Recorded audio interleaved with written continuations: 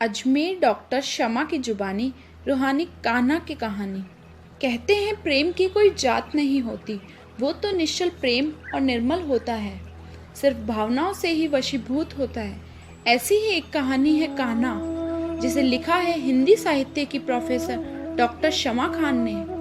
यह एक ऐसी कहानी है जो बताती है कि किसी भी धर्म, पंथ और संप्रदाय के जटिल नियमों से भी बड़ा और मुख्य नियम है भावनाओं का प्रेम। अगर कोई इसमें रम जाए तो फिर सब रंग फीके पड़ जाते हैं। डॉक्टर शमा अपनी रूहानी कहानी कान्हा के लिखने के बारे में विस्तार से चर्चा करते हुए बताती है कि उन्हें शुरू से ही कान्हा के बालपन के किरदार से विशेष लगाव रहा है। वे मुस्लिम संप्रदाय से जरूर हैं और जहाँ पर मूर्ति पूजा स्वीकार नहीं है, बावजूद इसके अपने हिंदी साहित्य के अध्ययन के दौरान से ही जिस प्रकार की कान्हा की अटखेलियां, शरारतों का विश्लेषण अनेक रचनाओं में पढ़ा है, उससे उनके प्रति एक निश्चल प्रेम का भाव पता नहीं कब मन में बैठ गया। शमा का कहना है कि कान्हा के बार बार के चिंतन की वजह से वह जहाँ भी जाती है, उन्हें कहीं न कहीं कोई बालक जिसमें कान्हा का ही रूप दिखता है वह मिल जाता है। इसी बीच जब 2015-16 के दौरान वह किशनगढ़ में कार्यरत थी, तब उनके सहयोगी प्रोफेसर ने उन्हें कान्हा के प्रति उत्पन्न होने वाली इन भावनाओं को एक कहानी के रूप में लिखने का सुझाव दिया, जिसके बाद एक अनोखी रूहानी कहानी कान्हा अस्तित्व में आई। इस कहानी में लेखिका के बाल कान्हा के प्रेम के भाव को अनेक विभिन्न परिस्थितियों में भी एकाग्रता के रूप में प्रमुखता से दर्शाया गया है।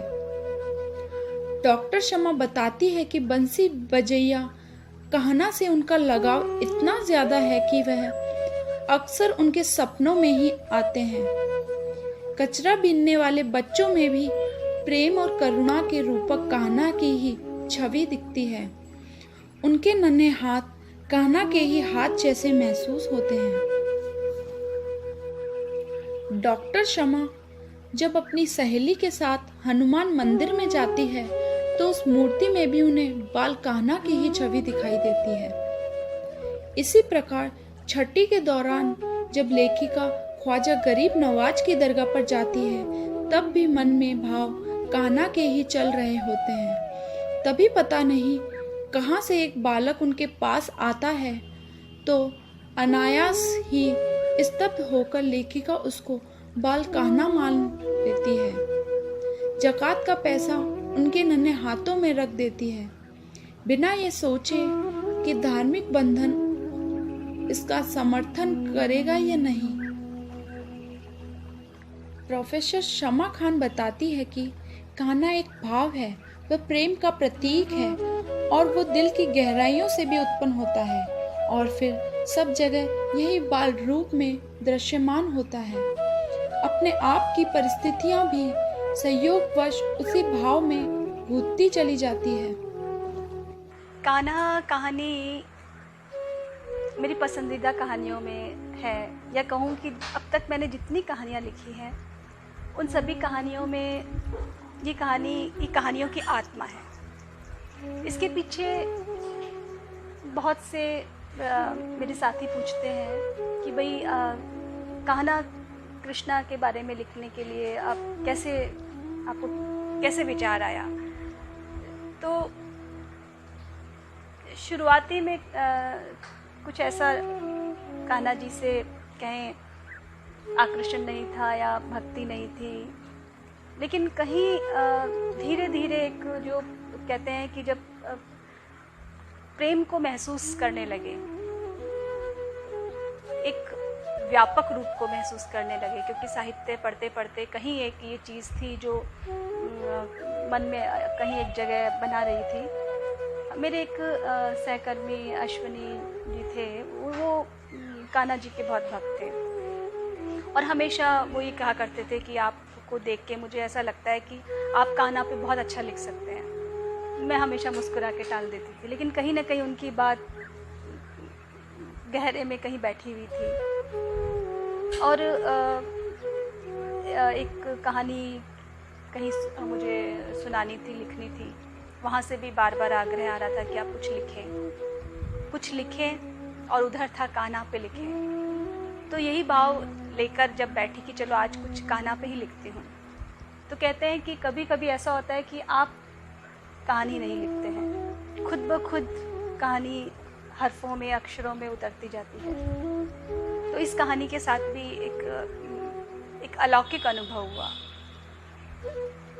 इसके अपनी इस कान्हा कहानी के जो है उसमें मैंने भूमिका में लिखी भी है ये बात कि कान्हा कहानी इस कहानियों की आत्मा है, क्योंकि कुछ विचार ऐसे होते हैं कि कब अक्षरों में उतर कथा बन जाए। ये अनुभूति मेरे लिए अलौकिक और रोमांच भरी रही। कान्हा शब्द कान में पड़ते ही हृदय में प्रेम का स्रोत प्रवाहित हो उठना एक सद स्वाभाविक प्रतिक्रिया ही होती है। क्यों न हो, कान्हा तो है ही प्रेम का पर्याय, उस प्रेम का जो घट घट में, कण कण में व्याप्त है, जिसको किसी धर्म, संप्रदाय, जाति, पंथ में नहीं बांधा जा सकता। प्रेम तो स्वयं ही परम है और परम तो अगम अगोचर सर्वव्याप्त है। प्रेम की इसी सूक्ष्म रूप को एक झलक के रूप में कान्हा कहानी में मैंने बताने का प्रयास किया है। ये कहानी हम कहें कि कान्हा का जो ऐसा रूप जो परंपरागत रूप है, जिसे हम एक मूर्ति में रखें या कर्मकांड से हम उनकी पूजा करें, उस रूप से परे जो कहूँ कि कान्हा के प्रेम की गहराई है, जो हर एक शख्स में है, हर एक हृदय में है। जैसा अपन ने कहा कि कण कण में है, तो वो हृदय कोई भी हो सकता है, एक बच्चे का हृदय भी हो सकता है, वहाँ भी हम कान्हा को ढूंढ सकते हैं। प्रेम का अलग रूप जो भाव है वो इस कहानी में निकल के मैंने बताने का प्रयास किया है, या कहूँ अपने आप निकला है।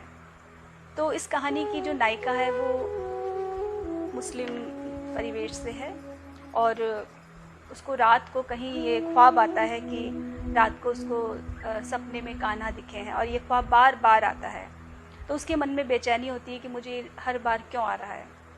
वो अपनी माँ को बताना चाहती है, पर माँ ये डर है कि वो उसे कहेगी भाई ये शिर्क है, ये गलत है, इस तरह तुम्हें विचार नहीं आने चाहिए, तो वो चुप हो जाती है। फिर जब वो घर से निकलती है और मन में कहीं ये विचार आ रहे हैं, मुस्कुरा रही है, और स्कूटी जब वो निकलती है स्कूटी से, तो कहीं कचरा बीनने वाला बच्चा उसे दिखाई देता है। जब उस बच्चे के चेहरे पर नज़र पड़ती है तो उसे लगता है ये तो वही मेरे रात को कान्हा जो मुझे सपने में दिखाई दिया, वही कान्हा का रूप है।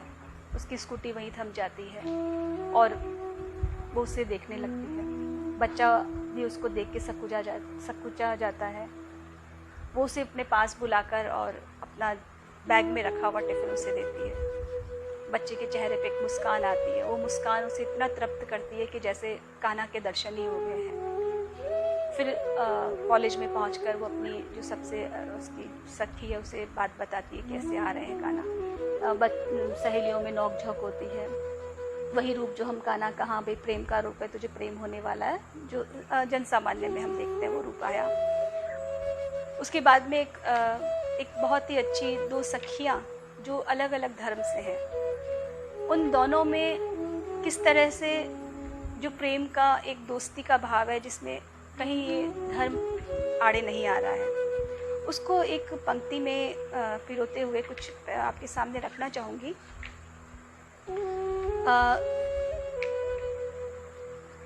कॉलेज से घर जाने के लिए जैसे ही मैंने स्कूटी उठाई, सविता झट से उस पर बैठते हुए बोली, आज भाई की बाइक खराब थी, वो मेरा स्कूटर ले गया, चल आज तुझे छोड़ना पड़ेगा। मैं बिना कुछ कहे उसे बिठा कर चल दी। कुछ दूर चलने पर वह चिल्लाई, अरे अरे रुक रुक। मैंने दोनों हाथों से ब्रेक लगाया और पूछा, क्या हुआ? सविता ने नीचे उतरते हुए कहा, आज मंगल है, बालाजी के मंदिर के आगे से यूं ही ले जाएगी। कहते हुए सविता उतरकर मंदिर की ओर चल दी। मुझे भी स्कूटी साइड में लगा अंदर जाना ही था। तब तक सविता सिर पे पल्लू डाल हाथ जोड़ अपनी फरमाइशों की झड़ी में मशगूल थी। मैंने बालाजी को सलाम किया और एक पीर की तरह सिर पर हाथ फेरने की दुआ करते हुए बाहर आ गई।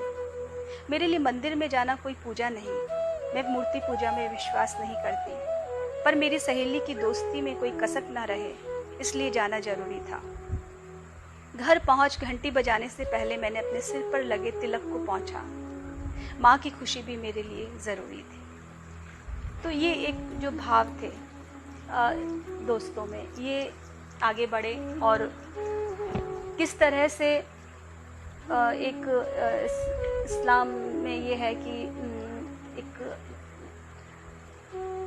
जब आप किसी को पैसे देते हैं, ज़कात होती है, उसके अलावा एक सदका भी होता है जो आप ये चाहते हैं कि परंपरागत उसमें कि किसी मुसलमान के पास ही पहुँचे, पर जो इसकी नायिका है वो थोड़ा खुले विचारों की है। उसको है कि ये सदका है ठीक है, लेकिन जिसको ज़रूरत है उसके पास पहुँचे।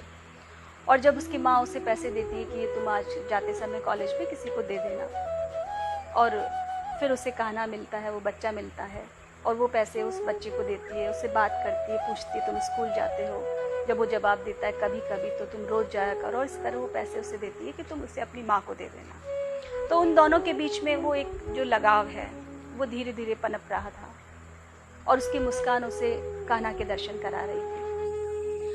आज के रेफरेंस में अगर हम बात करें हिंदू धर्म की, तो बहुत सारी चीज़, जैसे हम हिंदू गीता को मान रहे हैं, गीता की उस चीज़ को समझ रहे हैं, समझ के लेकिन हम कहाँ तक रुक गए हैं? सिर्फ कृष्ण को पूज रहे हैं, कृष्णा पर हम पूरी तरह से अभिभूत हैं, लेकिन वो क्या संदेश दे रहे हैं उस संदेश को हम अपने जीवन में नहीं उतार रहे हैं। हम उसकी प्रशंसा कर रहे हैं, हम उससे सहमत हैं, लेकिन मुश्किल आ रही है उसको अपने जीवन में उतारने की।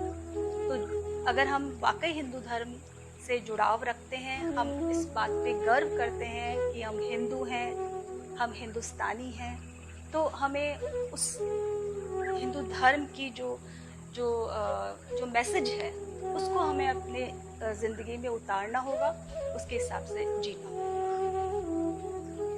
मैं doctor Shama Khan, associate professor, government college Ajmer. लेखिका का कहना प्रेम न जाति देखता है, न पंथ, न संप्रदाय, न अल्लाह, न भगवान। डॉक्टर शमा खान की ये रूहानी कहना सर्वप्रथम कला अंकुर संस्था के माध्यम से आम जन तक पहुंची थी। इसके बाद आकाशवाणी जयपुर से इसका प्रसारण किया गया। वहीं ये राजस्थान साहित्य पत्रिका मधुमती सहित कई मंचों पर इसका प्रकाशन भी किया जा चुका है। द डेजर्ट एक्सप्रेस अजमेर से दिव्या।